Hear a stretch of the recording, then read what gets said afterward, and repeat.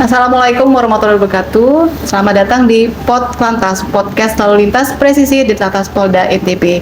Bersama saya Ibda Fania. Nah, siang hari ini telah hadir bersama saya tamu yang cukup spesial, Bapak Direktur Lalu Lintas Polda NTB, yaitu Bapak AKBP Romadoni Sutarjo SIKMH. Selamat siang Bapak. Selamat siang. Siap, sehat Pak? Alhamdulillah. Saya agak deg-degan nih kalau di Bapak ini. Kebetulan perdana Pak podcast kami Pak. Siap Bapak. Mohon izin Bapak, sebelumnya kami mengucapkan selamat atas dilantiknya Bapak sebagai Direktur Lalu Lintas Polda NTB seminggu yang lalu Bapak ya. Terima kasih. Semoga pelaksanaan tugas Bapak di Polda NTB dapat berjalan lancar dan pastinya Kamsel Tipcar Lantas yang diharapkan oleh masyarakat akan lebih baik dari tahun-tahun sebelumnya. Amin. Siap Bapak. Mohon izin Bapak. Nah, di sini kita agak bincang-bincang sedikit Pak terkait dengan permasalahan kondisi yang ada di Nusa Tenggara Barat dan juga persiapan dari Direktorat Lalu Lintas menjelang perayaan pergantian malam tahun baru 2023 menuju 2024. Nah, sebagaimana diketahui bahwa Provinsi NTB ini memiliki potensi yang cukup besar dalam hal wisatanya Pak ya. Ya. Kerap kali nih, hampir setiap tahun dijadikan pelaksanaan event-event nasional maupun internasional. Ya. Yang terbaru ini Pak terkait dengan MotoGP. Selamat Pak atas kesuksesan pelaksanaan MotoGP sebelumnya. Itu kesuksesan bersama. Siap Bapak. Karena kita semua melaksanakan dengan bersama-sama, saling bahu-membahu. Ya Alhamdulillah. Siap Bapak. Nah Bapak, dihadapkan dengan tantangan itu, NTB yang akan seringkali dijadikan ajang-ajang pelaksanaan event internasional maupun nasional. Bagaimana menurut Bapak kesiapan daripada kepolisian khususnya di bidang lalu lintas? Baik, saya rasa kalau kesiapan di bidang lalu lintas, saya bisa mengatakan bahwa personil Direktorat Lalu Lintas Polda NTB beserta jajaran, dalam hal ini adalah Satlantas di jajaran, saya sudah menilai bahwa mereka sudah sudah memiliki kemampuan dalam kegiatan mengamankan event-event baik itu nasional maupun internasional. Karena sama-sama kita ketahui bahwa kegiatan event internasional ini kan sudah mulai tahun 2021 ya. Betul. Sudah kita mulai dengan pertama kali yaitu USBK waktu itu. Sehingga berjalan seiring waktu ya, dengan adanya evaluasi ya, insya Allah kemarin waktu MotoGP terakhir saya nilai sudah cukup mumpuni lah. Sukses Bapak ya? Sukses. Siap, Alhamdulillah.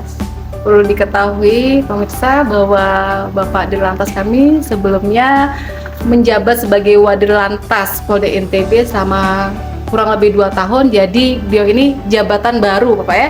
Jabatan baru, stok lama. Mohon izin Pak. Stoknya lama. Siap Pak. Seperti itu. Jadi cukup sukses Pak. Jadi sudah cukup siap menurut Bapak dari kepolisian untuk menghadapi tantangan tersebut. Siap Bapak. Nah, kemudian Bapak menyikapi perkembangan zaman yang telah memasuki era digitalisasi 4.0, bagaimana menurut Bapak inovasi maupun terobosan daripada Korps Lalu Lintas di bidang pelayanan publik guna menciptakan harapan masyarakat yang pengennya itu supaya lebih nyaman, lebih aman dan juga lebih modern lah Pak, seperti itu ceritanya. Iya. Kan sudah ada beberapa aplikasi yang ya istilahnya sudah up to date lah ya, untuk memberikan pelayanan terbaik untuk masyarakat. Ya sebagai contoh ada e-signal, kemudian Sinar, SIM online nasional itu ya. Terus kemudian ada ETLE juga, Electronic Traffic Law Enforcement. Jadi semua itu dibuat untuk kenyamanan masyarakat, untuk pelayanan kepada masyarakat juga, sehingga nanti diharapkan masyarakat tidak terlalu merasa dibuat sibuk lah seperti itu. Sehingga dalam hal ini insya Allah sudah ada beberapa aplikasi yang sudah di launching berskala nasional Bapak ya? Berskala nasional tentu saja, sehingga ya memang masih ada beberapa butuh perbaikan, tapi intinya kita akan tetap memberikan yang terbaik seperti itu. Ya. Bapak sampaikan tadi terkait e-signal dan juga sinar Pak ya. Ya, Menurut pantauan kami juga Pak dari banyak akun-akun medsos Pak, kayaknya benar-benar signal dan juga sinar itu sangat membantu masyarakat Pak, terutama di kota-kota besar ya, yang notabene mau keluar aja males Bapak. ya, betul. Keluar males, cukup dengan HP Pak, di HP udah bisa perpanjang STNK, perpanjang SIM Pak ya. Ya seperti itulah. Sehingga memang dari zaman ke zaman ya tetap kita akan mengikuti bahwa di kota-kota besar pun pasti ada kendala-kendala yang dimiliki oleh masyarakat. Contohnya pasti kayak di kota besar Jakarta misalnya seperti itu. Kesulitan mereka pasti traffic, ya kan? Jalanan yang macet sehingga mereka akan berpikir 2-3 kali lah sebelum mau keluar. Misalnya hari ini nanti setelah kantor misalnya saya mau perpanjang SIM, atau mungkin pada saat istirahat siang saya mau bayar pajak misalnya seperti itu. Sehingga dengan traffic yang ada pada saat itu di Jakarta ya artinya mereka kan berpikir nanti perjalanan ke sana memakan butuh waktu, begitu juga baliknya, belum lagi nanti proses di sananya seperti itu. Sehingga ini sangat memudahkan buat masyarakat, sangat membantu lah.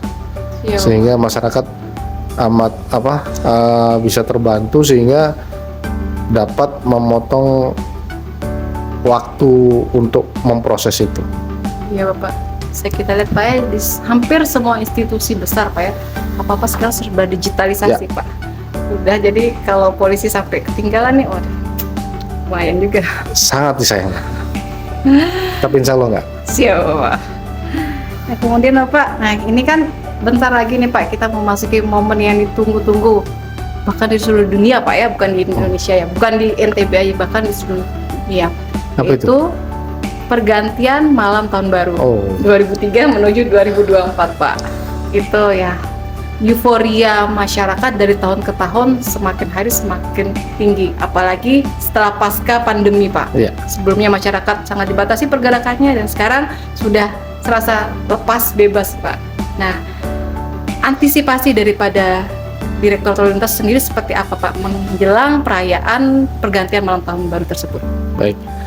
Jadi di seluruh Indonesia juga melaksanakan ya, itu ada kita namanya operasi lilin 2023. Itu tidak hanya di NTB sini aja, tapi di seluruh Indonesia. Itu kegiatan kepolisian yang dilakukan untuk mengantisipasi kegiatan-kegiatan seperti Natal dan Tahun Baru, beserta kegiatan-kegiatan yang ikut di dalamnya. Sedangkan kalau untuk pergantian malam Tahun Baru, ya kita yang pertama yang kita lakukan adalah kita memapping di mana lokasi-lokasi nanti yang akan digunakan untuk perayaan pergantian tahun tersebut. Dan saat ini tempat-tempat tersebut sudah termonitor semua lah, sehingga nanti dari Polres jajaran itu nanti mereka akan melaksanakan kegiatan pengamanan. Nanti apabila mereka masih merasa kurang personil, mereka akan minta bantuan kita. Artinya nanti personil Direktorat Lalu Lintas ini akan bergerak sesuai dengan permintaan bantuan dari Polres jajaran seperti itu. Jadi ya sudah terencana betul lah, karena ada rencana pengamanan yang sudah mereka buat seperti itu. Lumayan Pak ya, bakal ramai sekali dan bakal padat sekali. Ya setiap tahunnya lah seperti itu. Setiap tahun Pak ya. Iya. Nah, menurut Bapak ini tadi kan Bapak sudah menyebutkan bahwa lokasi-lokasi sudah termapping Pak. Menurut Bapak sendiri nih Pak, berdasarkan pantauan dari Bapak, ada di manakah titik-titik yang akan menjadi rawan kemacetan, juga titik kumpul masyarakat melakukan aktivitas perayaan pergantian malam tahun baru, baik itu di Kota Mataram maupun di wilayah Lombok Barat? Baik, kalau untuk wilayah Mataram mungkin nanti akan terpusat mungkin di Epic ya, di Lombok Epicentrum. Kemudian juga mungkin ada sedikit yang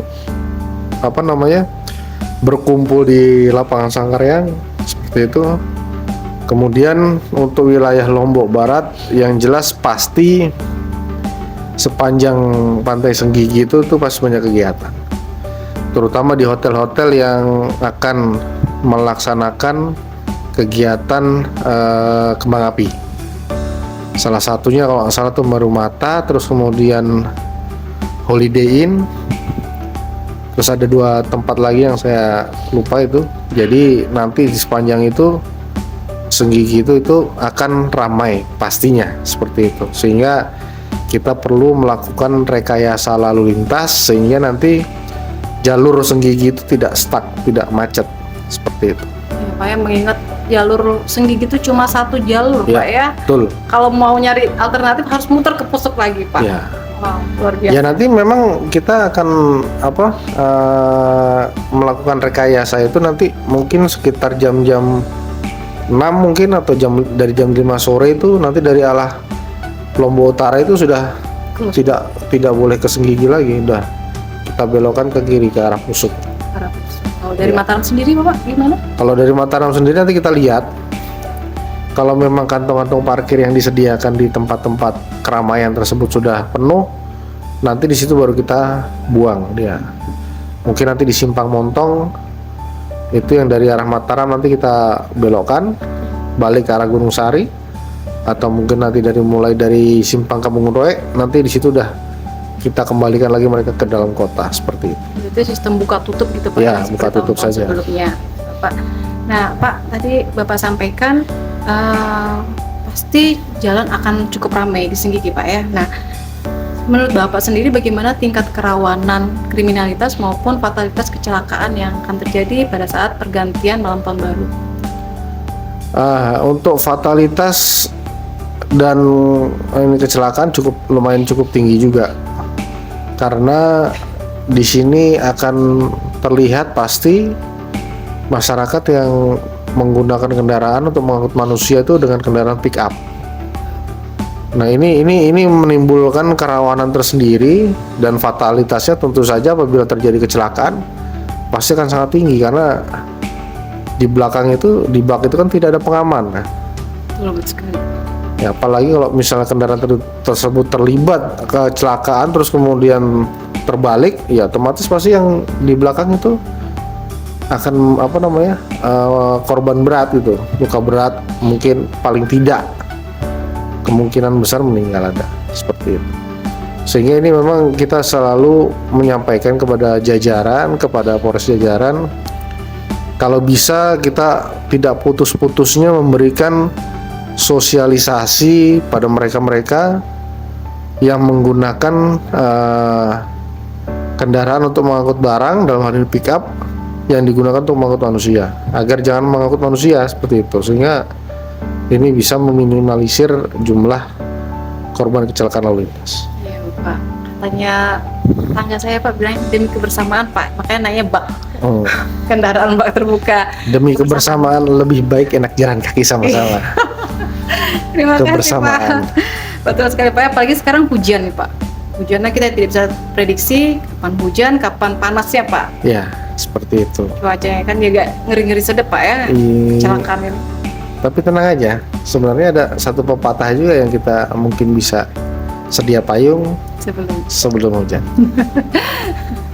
Terima kasih, Pak. Nah, Pak, sekarang himbauan dari kepolisian khususnya di bidang lalu lintas ini, Pak, terhadap kesadaran masyarakat kita sendiri, khususnya pengguna jalan, Pak, agar lebih sadar taat terhadap peraturan berlalu lintas sendiri seperti apa? Kalau himbauan untuk masyarakat, ya kita selalu memberikan, baik itu pada saat kegiatan-kegiatan lain ataupun pada saat mau ada kegiatan seperti ini, sehingga himbauan yang diberikan itu agar masyarakat yang pertama jelas taati rambu-rambu lalu lintas, karena awal mula dari kecelakaan itu pasti diawali oleh pelanggaran. Itu udah rumus, sudah bakul. Artinya pasti ada pelanggaran di situ yang terjadi sebelum terjadi kecelakaan. Misalnya kecelakaan di traffic light misalnya. Mungkin di situ yang terjadi adalah pelanggaran melanggar traffic light seperti itu. Yang harusnya arah dari mana yang jalan, ini arah dari yang berlawanan juga jalan seperti itu, sehingga terjadi kecelakaan. Terus kemudian kecelakaan yang mengakibatkan korban mungkin agak lumayan banyak, misalnya kecepatan dengan menggunakan kendaraan itu melaju dengan cepat, kemudian ada mungkin kendaraan keluar dari entah gang atau mungkin dari arah yang lain sehingga tidak bisa menguasai kendaraan tersebut sehingga kecelakaan.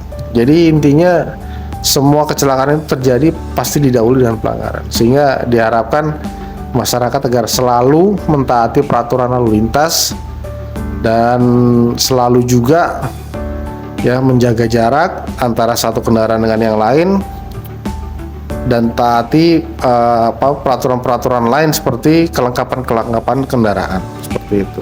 Ya, terima kasih Pak. Pak, saya sering kali dapat bisikan nih Pak, bisikan dari teman-teman maupun dari DM dari netizen Pak. Ya. Sering nanya gini, Bu, kenapa ya Bu ya kok polisi, khususnya polisi lalu lintas tuh tergelarnya tuh paling sering itu pagi, kemudian sore hari, kemudian malam minggu Pak. Nah itu mereka berpikir ada pertimbangan apa sih di sana kok dari kepolisian hadirnya pada jam-jam tertentu aja gitu. Baik, jadi pagi, sore, dan malam minggu itu adalah memang waktunya jam-jam rawan di mana biasanya lalu lintas itu ramai. Kalau pagi ya waktunya mungkin berangkat kerja dengan mengantar anak sekolah seperti itu, sehingga memang perlu kehadiran kepolisian di situ untuk membantu agar memperlancar mereka sampai ke tujuan. Begitu pula sore hari, mungkin itu waktunya orang pulang kantor seperti itu. Sehingga apalagi malam minggu ya. Iya betul. Kalau malam minggu itu memang ada perubahan yang sangat signifikan antara mungkin saya dinas dulu mulai 2 tahun yang lalu dengan sekarang itu ada perbedaan tuh. Coba Pak ya. Kalau 2 tahun yang lalu ya masih mungkin malam minggu itu masih belum terlalu ramai. Tapi kalau sekarang ya padatnya itu sudah istilahnya kalau lampu merah PLN itu, lampu merahnya itu kendaraannya itu antrinya itu udah sampai di depan Epic. Nah Pak, sebagaimana kita ketahui sebelumnya bahwa pada tanggal 25 Desember kemarin telah dilaksanakan kegiatan pengamanan perayaan ibadah Natal Pak. Nah pada waktu malam sebelumnya telah dilaksanakan patroli bersama Pak Kapolda beserta Forkopimda.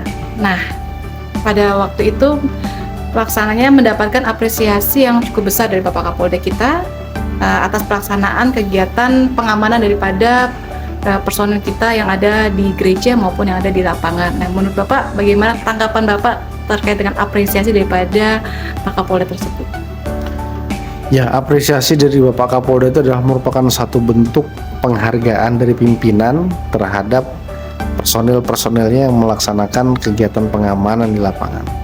Karena secara tidak langsung mungkin itu sangat dirasakan oleh rekan-rekan kita yang melakukan pengamanan dengan ucapan terima kasih, apalagi beliau memberikan semangat, itu artinya bentuk satu perhatian. Yang tadinya kita pengamanan itu sudah 2 jam 3 jam berdiri mengawasi orang lalu lalang keluar masuk mungkin dari gereja, itu mungkin sudah capek ya kan. Terus kemudian ada pimpinan tertinggi kita di sini memberikan apresiasi seperti itu rasanya hilang, itu capek itu. Jadi booster tersendiri gitu. Iya, itu sangat sekali menjadi booster. Langsung itu. berdiri tegap, yang tadinya udah mulai lemah langsung tegap dan senyum-senyum. Seperti itu. Iya Pak. Nah Pak, menurut Bapak sendiri nih Pak, arti hadirnya polisi di tengah-tengah masyarakat itu seperti apa sih Pak? Arti hadirnya polisi di tengah-tengah masyarakat, ya dari dulu memang kita polisi ini adalah berkaitannya sama masyarakat. Artinya polisi harus hadir di setiap kegiatan masyarakat. Entah apapun kegiatannya itu, artinya ya paling tidak kita memberikan rasa aman untuk masyarakat. Entah itu mungkin orang yang menggelar acara resepsi, terus kemudian mungkin apalagi perhelatan nasional atau internasional ya, yang jelas itu sangat butuh pengaman dari polisi, sehingga kehadiran polisi tersebut selain memberikan keamanan untuk memperlancar juga kegiatan tersebut, seperti itu, sehingga jangan sampai nanti ada kegiatan yang lain mungkin artinya bisa mengganggu kegiatan tersebut. Iya, Pak. Berarti polisi harus hadir di semua momen, Pak ya? Semua momen demi keamanan dan keselamatan bersama. Pak, satu lagi nih pertanyaan terakhir, Pak. Pertanyaan terakhir, saya janji Pak, ini pertanyaan terakhir, Pak. Nah, ini Pak, himbauan Bapak nih terhadap pemuda-pemudi kita yang akan menyelenggarakan melaksanakan kegiatan pergantian malam tahun baru. Sebagaimana kita ketahui kan Pak, namanya darah muda nih Pak, bergejolak. Wah, euforia besok mau malam tahun baru nih. Apa ya kira-kira Pak himbauan Bapak nih untuk mengantisipasi hal-hal yang tidak diinginkan? Kalau himbauan saya ya,